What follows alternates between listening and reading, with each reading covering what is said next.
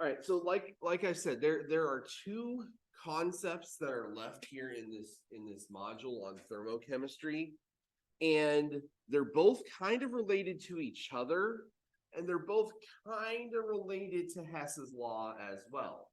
So if you kind of understood the theory behind Hess's law, even if you didn't fully understand the practice, this is an application in kind of both cases here. And so what we're looking at here is something called the standard enthalpy of formation.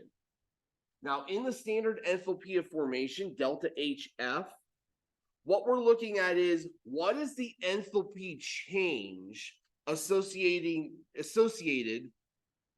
with the formation of 1 mole of a particular substance generated from its elements in their standard phases as the reactants. And so they always follow this kind of format where I've got a compound that I'm trying to make, and I'm going to make it from the elements that make it up. Now, a couple of examples of this. And it's also worth our while. We need to define what do we mean by standard states. So standard states refer to what are called standard conditions.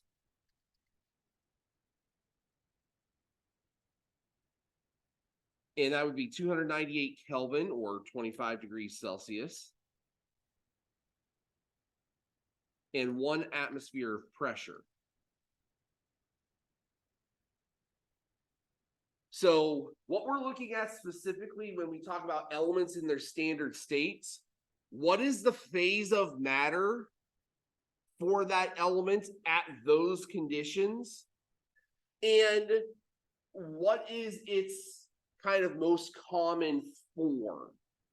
And what I mean by that, this is especially true for non-metallic kinds of substances. What we're looking at is it diatomic? Is it like oxygen where it's O2 on its own? Is it carbon? Are we looking at graphite or are we looking at diamond? Well, graphite would be the standard form at those conditions. So we're kind of putting all of those pieces together. And so a couple of common kinds of reactions here. We would have, if I wanted to make carbon dioxide, I would need to have carbon and oxygen to make carbon dioxide in that gas phase. The carbon would have to be solid and graphite. The oxygen would have to be diatomic because that's how oxygen exists. If I wanted to make carbonic acid, H2CO3, and we'll put this in the aqueous phase because that's where we find it most often, I would need hydrogen, which is naturally diatomic, carbon, which is naturally graphite, and oxygen, which is naturally diatomic. Now, here's where we have a departure from kind of what we would think of as normal equation balancing. So ordinarily, I would look at a reaction like this, and I would say, okay, well, I have 3 oxygens here in the product, but I can only pair up oxygens in the reactants. So like I would have in module 4, let's double everything, and we'll make 2 moles of carbonic acid and 3 moles of oxygen and 2 of everything else. We can't do that with a formation reaction because the very definition of a formation reaction is that it has to be 1 mole of a compound. And so this part is fixed. It has to be 1 mole. which means that we have to fix all of the other coefficients to make that 1 mole a reality. So what we see in a lot of formation reactions are fractions. So how do I get 3 out of 2? 1.5. So 1.5 or 3/2 would be the way to balance this equation to maintain our definition here of the 1 mole of product. Now, each of these reactions would have an enthalpy change associated with them. And that enthalpy change is what we call the standard heat of formation.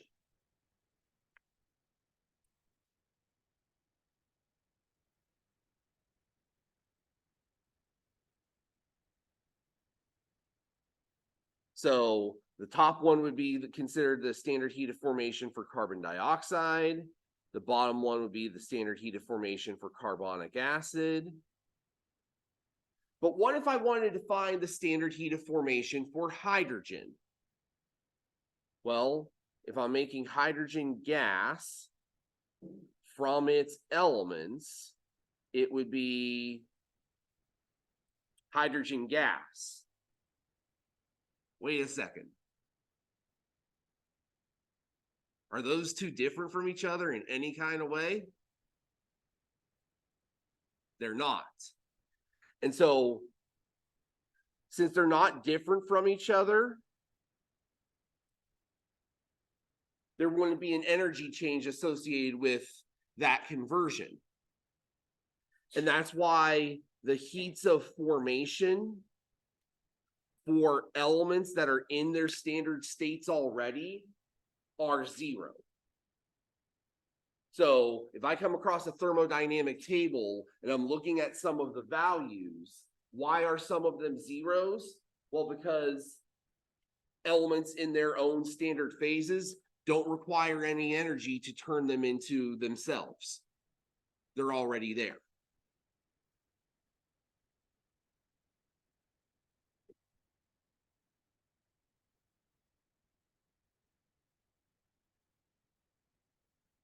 So that's the formation reaction. Now, before we go into how we use the formation reaction, and kind of what some of the things we can do with it are, let's take a quick departure here to a top hat question that makes sure that we understand what that formation reaction looks like in the first place. So here I am looking for the heat of formation of aluminum oxide, Al2O3. Which of these 4 equations would be the correct way of representing the formation reaction of that aluminum oxide?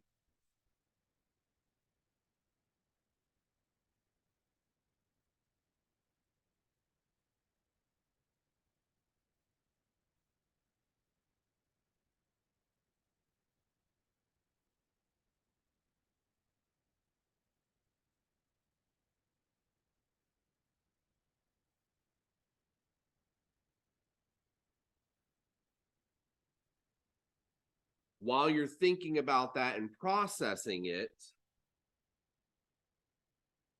are there any answers here that we could outright eliminate because they don't make sense?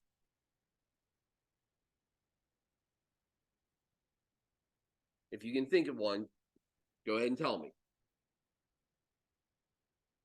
All right, Isaac? Okay, good catch.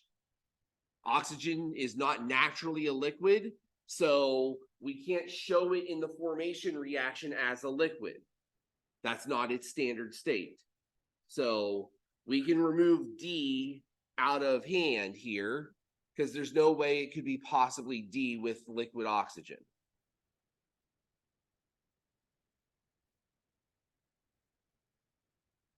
There's one other that should jump out to you kind of immediately. Madison? Yeah. Exactly. Formation reactions only make 1 mole of product. B is making 2 moles of product. So it can't be that one. So now it comes down to A and C. A and C kind of meet the minimum criteria. It's a matter of what is oxygen naturally? Is it naturally atomic or is it naturally molecular? And as we've discussed a couple of different times here, it's naturally molecular. Oxygen is O2 naturally on its own. So this, while it works out from a balancing standpoint, it doesn't work out from a reality standpoint. That's not how oxygen exists. So the best answer, the most logical answer, has to be C. Right. Any questions with this problem, this concept?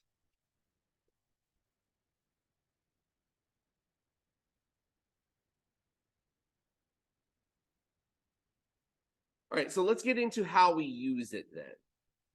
So, you saw this concept yesterday in the skill builders. But context kind of can get lost along the way. So this equation is ultimately how we can use the heat of reaction to figure out, or excuse me, the heats of formation to figure out the heat of reaction for any chemical equation. Now, this overall concept is born out of Hess's law. And so we're going to take just a second here. Let's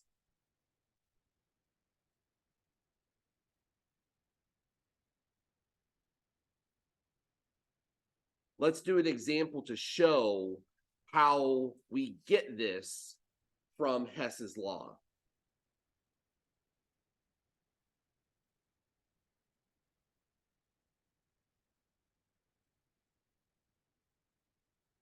So we're going to examine the reaction between water and carbon dioxide to make carbonic acid. Yes, I know I'm picking on kind of the same things here. I'm doing that kind of intentionally because we already have a context for what these reactions look like. They're simple.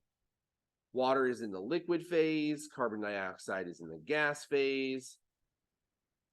Carbonic acid is usually found as aqueous.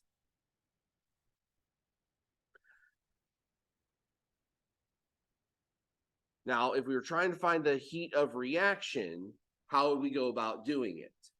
Well, one approach would be Hess's law. Hess's law, remember, tells us that if I can find a combination of reactions that give me this reaction, all I have to do is add those delta H's together, and I'll get this delta H that I'm looking for. Well, now that we have formation reactions at our disposal, we can actually see this a little bit more clearly. If I have a formation reaction for water, water is made from hydrogen gas and oxygen gas to make water.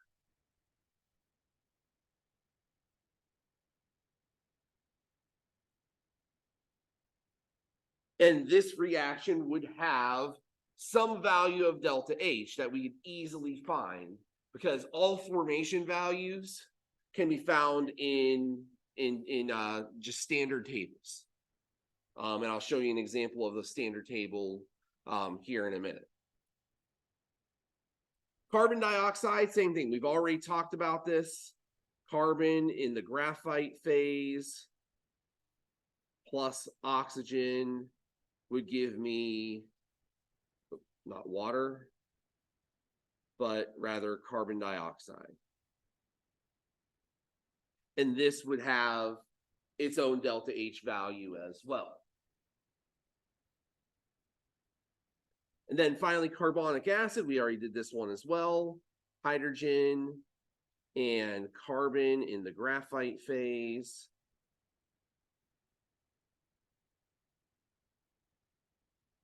and 3/2 oxygen would give me carbonic acid. And there's my delta H for that one. Now, if we were going to manipulate these via Hess's law, we would recognize that, oh, wait a second, hold on. I've got water, which is something that I need, but it's in the wrong place. The water in my reaction is in the reactants. The water in my formation is a product. So I'm going to have to flip this one around. So I flip it around. And so I'm going to have H2O as a liquid reacting to form hydrogen gas and 1/2 of an oxygen gas. The delta H1 is now negative instead of positive because I flipped the equation around. Now I'm going to make the same kind of realization here with the carbon dioxide. Carbon dioxide is a product here. I need it as a reactant. So I'm going to have to flip around the second equation as well.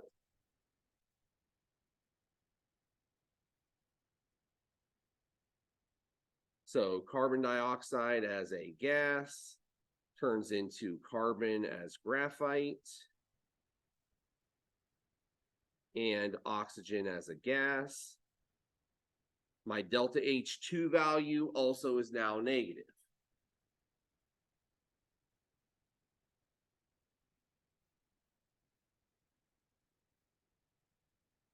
And so now I can cancel out everything. I need water, so it's there. Hydrogen canceled out.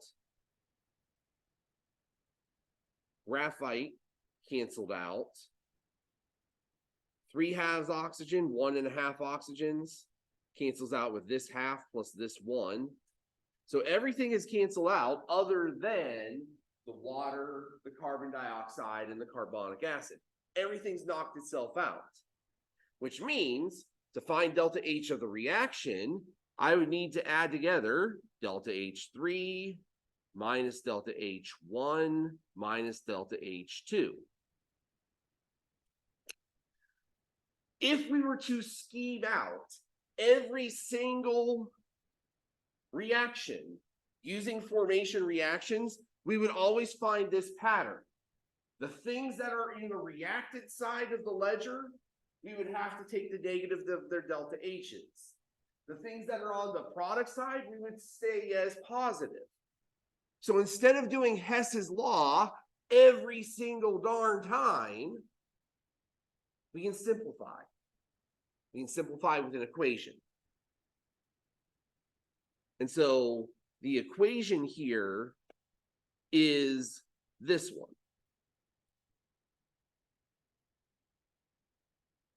If I want to know delta H for a reaction, any reaction, all I need to do is add together the heats of the formation for the products and subtract from that the heats of the formation for the reactants. The only thing that I need to remember to do, these N and M terms, those are the stoichiometric coefficients. So if my balanced chemical equation has 3 hydrogens and not just 1, I need to make sure that I multiply that heat of formation by 3 to account for the fact that there are 3 hydrogens there. But this is the approach that I can take.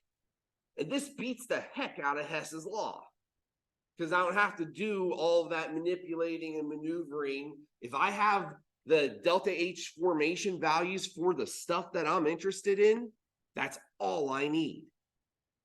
Makes the calculation process a heck of a lot easier.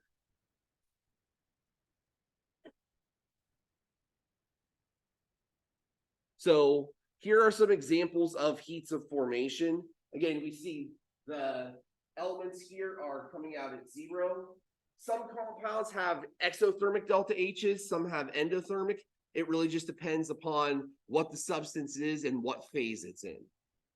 There's really no rhyme or reason to any of them that we can really track. That's why we have the table values to begin with.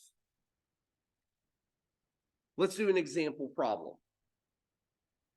Here we are looking at the reaction between aluminum and iron 3 oxide to make aluminum oxide and iron metal. Using our heat of formation equation, heat of reaction is equal to the sum of the heats of formation for the products minus the sum of the heats of formation for the reactants. So for the products, we have aluminum oxide. So 1 mole of aluminum oxide times negative 1675.7 kilojoules. We're going to add to that the iron, 2 moles of iron, 0 kilojoules per mole there. Why 0? Iron's naturally a solid in its standard state. We're going to subtract from that the sum total of 2 aluminums, 2 times 0, plus 1 iron 3 oxide.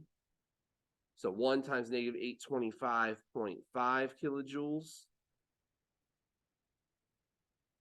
So our heat of reaction is equal to negative 1675.7 kilojoules minus negative 825.5 kilojoules. Remember, subtracting a negative is the same thing as adding the positive. So negative 1675.7 plus 825.5 gives us negative 850.2 kilojoules for this reaction. So this is an exothermic process. This is actually something known as the thermite process.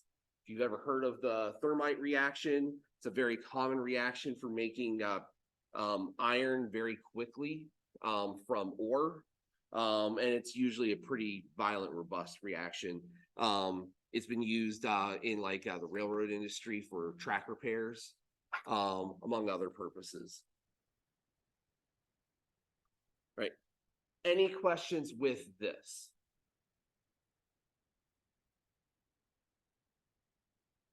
All right, I've got about 5 minutes. I want to take that to talk about the last kind of thing that we can look at, which is the bond energies. I know from talking with some of your lab professors, this was one of the areas that we kind of struggled with the most on the skill builder. And one of the primary reasons behind that is context. We didn't have the context for the structures themselves because we haven't learned how to draw structures yet. That's actually what we're going to talk about next week.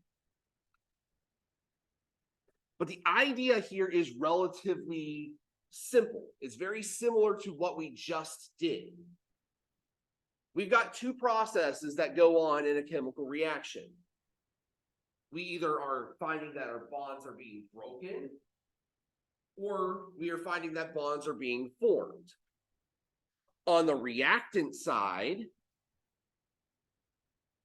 we find that bonds are broken.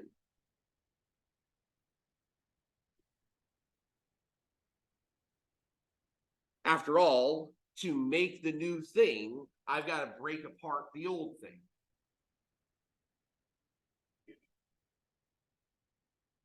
The process of breaking bonds is an endothermic process. Think about it. You've got 2 things that are joined together through this electrostatic attraction. If I'm going to separate them from each other, it's going to require some energy input on my part to do that. So these are endothermic processes. Their values are going to be positive. On the product side, we're going to find that these are bonds that are forming. When we form a bond, again, this is something we'll talk about on Monday, but when we form a bond, we're taking two atoms that were apart from each other with their own individual energies, and now they're being attracted to each other. In that attraction process, they don't need nearly as much energy together compared to what they had before. So what that happens to that energy difference? It gets released. So when a bond forms, energy is released as a result of that. Release of energy, we call that exothermic. Its sign is negative. And so that's how this reacts, this is how this equation comes about. All the bond enthalpy values that we pull out of our tables are all positive values. So to turn the positives into negatives, we subtract the products. And so that's why this equation is reversed compared to the one that we just did for the heats of formation. Because in bond enthalpies, the values are always positive. In heats of formation, they could be positive or negative. Kind of goes both ways, goes in either direction. So these are examples of those bond enthalpies that you can pull. I'm going to kind of gloss over here the process here. The easiest way to do problems of this kind is through something called an inventory. And basically what you do in the inventory process is, if you have, and I will always give you, this is what the compounds look like structurally. Now, if you're working on a homework problem in active and they don't provide you with the structure, what it looks like, feel free to Google image search it. You'll probably find what you're looking for in a matter of seconds. But what you can do is you can line these up and say, okay, in this compound, I have carbon to hydrogen bonds. They are single bonds because they're shown by one line. How many of those do I have? Well, I have 1, 2, 3, 4. And I also have oxygen. Oxygen is a double bond here. Each one of those molecules has one oxygen to oxygen double bond. And there are 2 of them in total because that's what my stoichiometry tells me. So that's the reactant side. This is the stuff that is going to be broken. On the product side, I can see that I have carbon double bonded to oxygen, and each one of these molecules has 2 of those. And I also have oxygen to hydrogen. Each molecule has 2 of those in water, and there are 2 in total.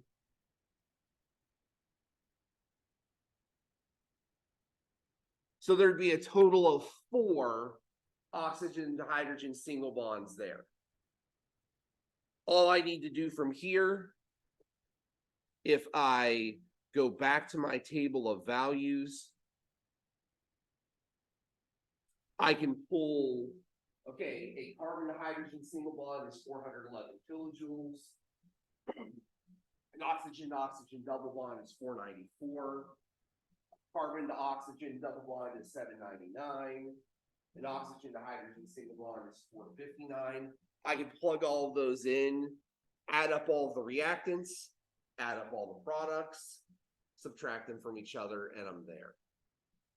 So, like I said, kind of from the jump here today, if you understand kind of the basic idea of what we were working on last week, leading up to Hess's Law, leading up to how we can manipulate these equations to find new ideas, new ways of calculating delta H other than just throw them in a calorimeter and calculate Q, they all kind of do the same thing.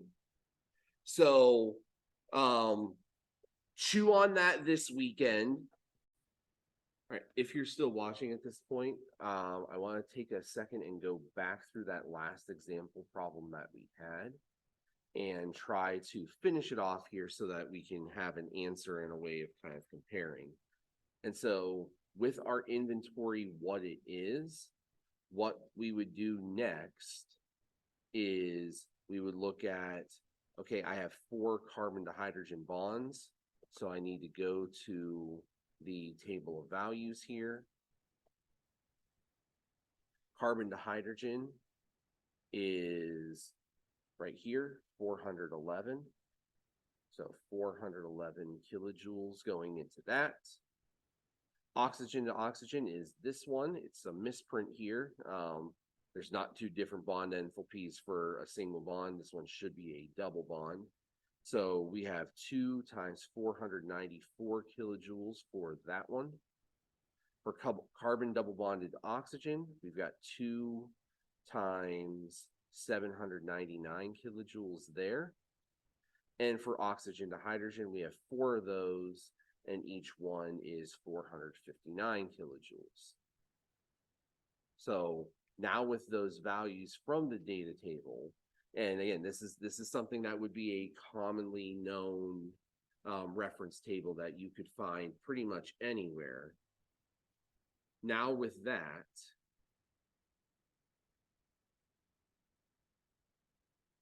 now we go about adding these together and subtracting them from each other. So on the reactant side,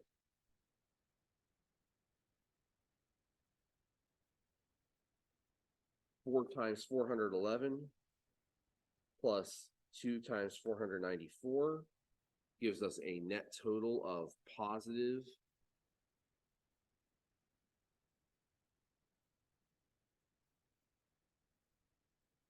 2,632 kilojoules for the reactant side.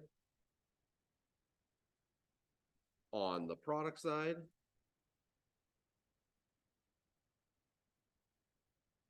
we have 2 times 799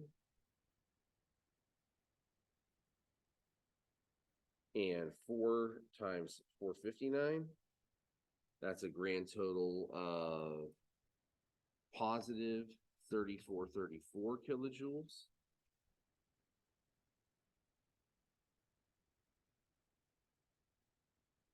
The heat of the reaction would be the difference of those. So bonds broken minus bonds formed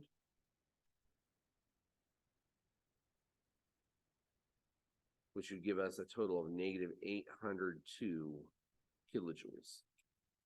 Which again should make sense in the context here. We're talking about this is a combustion reaction, the combustion of methane. We know that combustion reactions are exothermic, and actually quite so. So the fact that this is a quite negative value speaks to exactly what we would expect it here. So anyway, I wanted to make sure that you had a chance to actually see this particular example fully filled out before moving on to anything else. So thanks for sticking around with this one, and I will see you next time.